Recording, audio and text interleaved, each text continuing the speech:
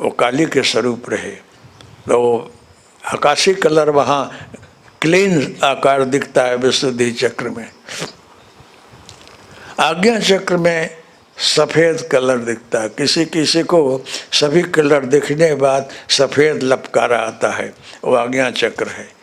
कोई ज़रूरी नहीं है कि आप जोगीराज हों, योग करते हों तो ही आपको कलर दिखे, कोई ज़रूरी नहीं है।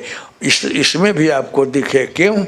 कि आप पीछे के जन्म में क्या खबर कहाँ रहे हो, क्या साधना किए हो, अब वहाँ से फिर यहाँ आए हो। कभी कभी कोई आत्मा साधना करते करते शरीर छूट जाता है, तो जहाँ से आपका शरीर छूटा है, जहाँ से साधना किए हो, वहाँ से शुरुआत होती है, वहाँ तक आप पहुँचोगे। आगे जो है आप नहीं जा सकते हो। योग में शुचीनाम श्रीमताम के है योग भ्रष्टो भी जाए दे। योग भ्रष्ट आत्मा किसी पवित्र घर में जन्म ले करके और वहाँ से आगे जाना चाहता है, लेकिन कोई समर्थ गुरु न मिले तो वहाँ प्रतीक्षा करनी पड़ती है। उतने ही दिखेगा, आगे बढ़ोगे नहीं।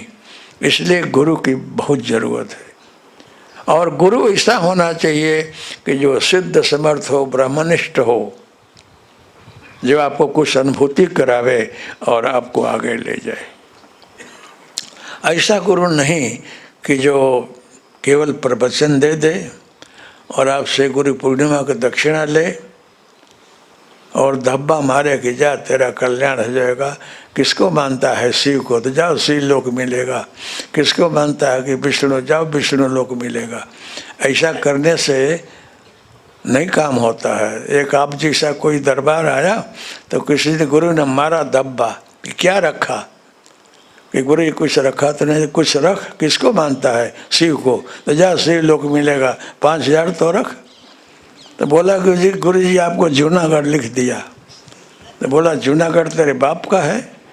तो बोला आपके खिस्सा में अगर शिव लोक है तो मेरे खिस्सा में जूनागढ़ है।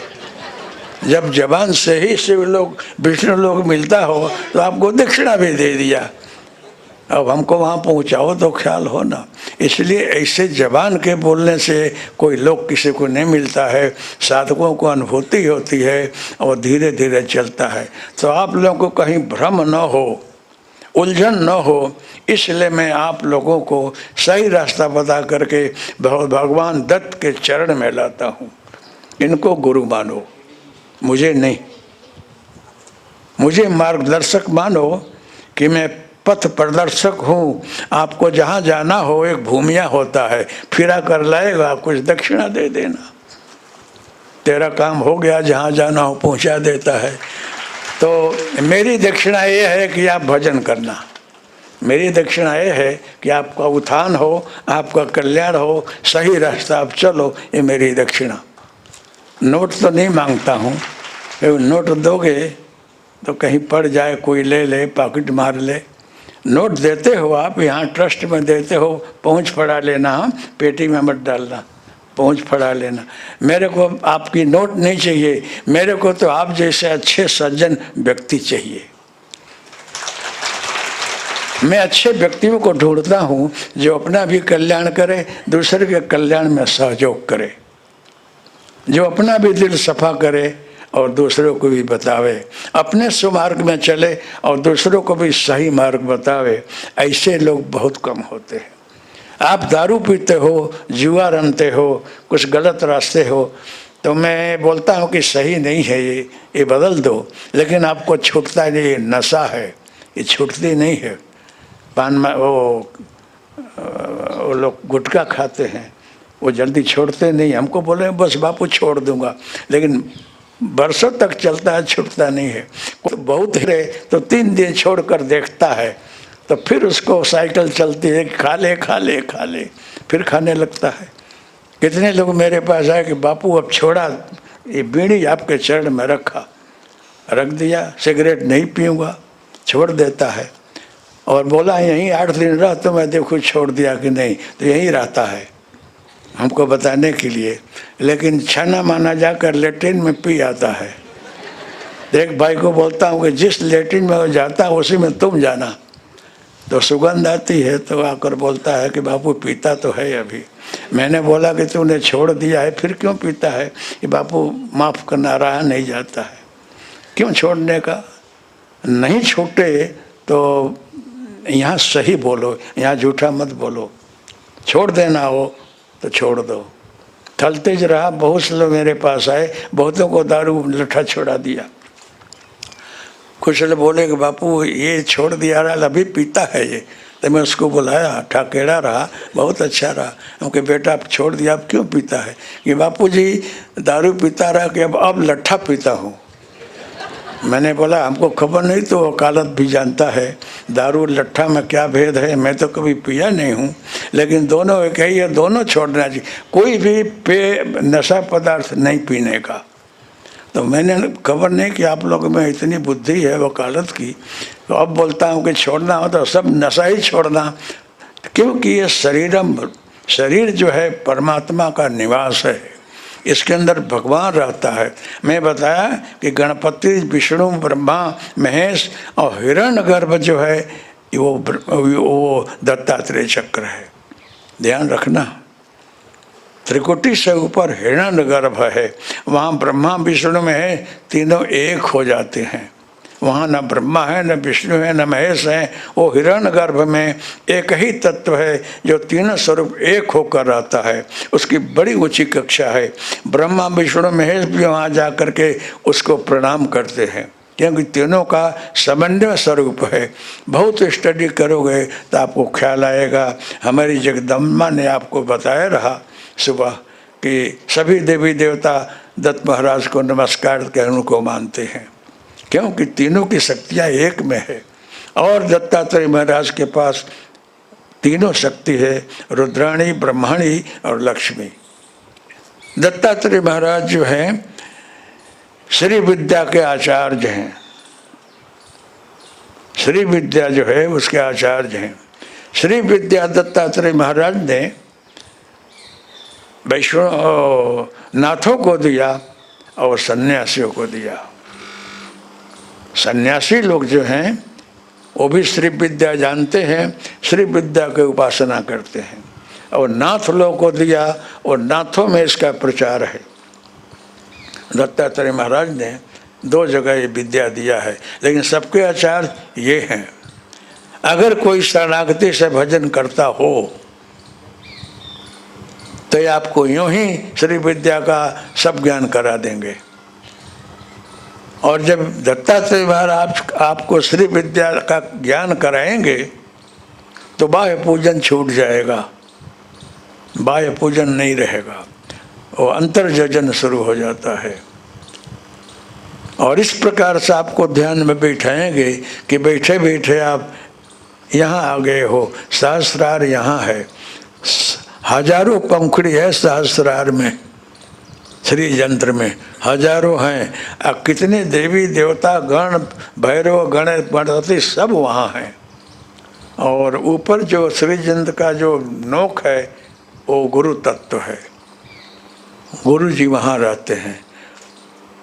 श्री यंत्र की उपासना में जो करते हो, जिनको ज्ञान हो, जो पढ़े लिखे हों, उनको ख्याल होगा कि श्री विद्या की उपासना में जो मध्य पात्र होता है, वो मध्य पात्र का बिंदु अगर पूजन में सब उसमें न पड़े तो पूजा स्वीकार नहीं की जाती है। वो गुरु पात्र है। कुछ लोग इसमें बैठे हैं जिनको ज्ञान होगा, उनको समझ में आएगा, बाकी आप लोग सुन लेना और क्या। लेकिन 10 महाविद्या के आचार्य दत्तात्रेय महाराज हैं, तो दत्त की कोटि बड़ी ऊंची है। तो मैं आप लोगों को बोलता हूँ, कोई बोलते हैं कि आप किसी को दीक्षा नहीं देते हैं, गुरु नहीं बनते हैं, क्यों? मैया को ही बोलते हैं कि आप दीक्षा दो, माताएं भी दीक्षा देती हैं, ये भी दूर रहती है। हम इसलिए नहीं देते हैं कि कहीं हमारे में कुछ आपको दिख गया, आपको अश्रद्धा हो गई तो साधना अटक जाएगी। नई गाड़ी लो और पाइप में जो कहीं कांकरी आ जाए तो गाड़ी रुक जाएगी, तो चलेगी नहीं, सफ़ा कराना पड़ेगा गाड़ी को। तो आपकी नई गाड़ी है और हमारे जैसे आदमी को पेट्रोल भर दिया और कहीं काकड़ी या श्रद्धा रूपी काकड़ी आ गई तो गाड़ी नहीं चलेगी, फिर साधना वही रुक जाएगी। गुरु बनाओ मत, गुरु बनाने के बाद ऐसा गुरु बनाओ जो समझदारी से बनाओ कि कैसा है वो। तेरे को 15-20 वर्ष लगे तो हर्जा नहीं, जल्दीबाजी मत करो। लेकिन कोई गुरु ना मिलता हो तो सदगुरु को मानना। ऐसा गुरु आपको नहीं मिलेगा जो आपको सारे बंधनों को काटते हुए चक्र भेदन कराते हुए और यहाँ तक पहुँचा दे। ऐसे समर्थ गुरु आपको मिलता हो तो कहाँ ढूंढ रहे हो। फिर भी आपको कोई गुरु हो तो उन गुरु में ब्रह्मा विष्णु महेश का स्वरूप देखो। गुरु ब्रह्मा गुरु विष्णु गुरुर्देवो महेश्वर गुरु साक्षात परब्रह्म।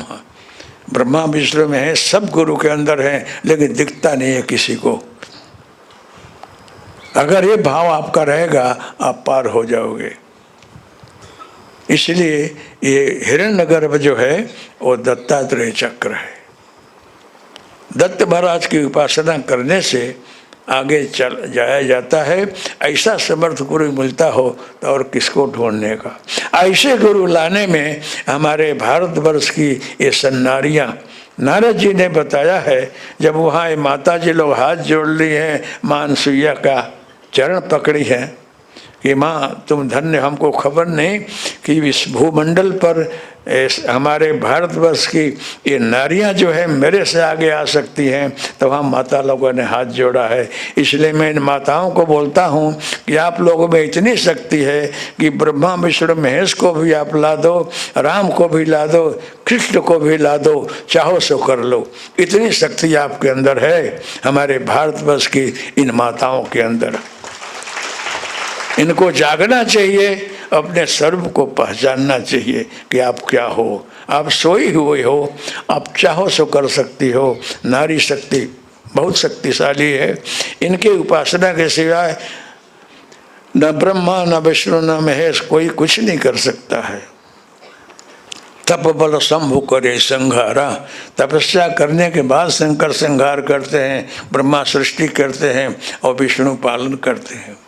आपकी दृष्टि इनमें अगर पवित्र हो, इनमें अंदर आदि शक्ति दिखे तो आप भी महान हो। आपकी दृष्टि बदलना, दृष्टि पवित्र करना, इनके अंदर सारा भाव रखना। आपको ख्याल है कि समुद्र मंथन में जब अमृत निकला तो दानव लोग लेकर भाग रहे हैं। देव और दानव में युद्ध होने की तैयारी है। वहाँ अब क्या किया जाए, तो वहाँ जो जगत नियंता है परमात्मा विश्व मोहिनी का स्वरूप लिया है। विश्व मोहिनी का स्वरूप लेकर के आगे खड़ा हो गया है, वो डांस कर रहा है। देवता भी मोहित हो गए और दैत्य भी।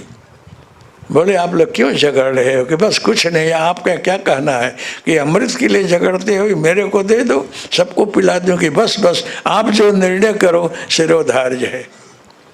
इसको बोलते हैं महामाया।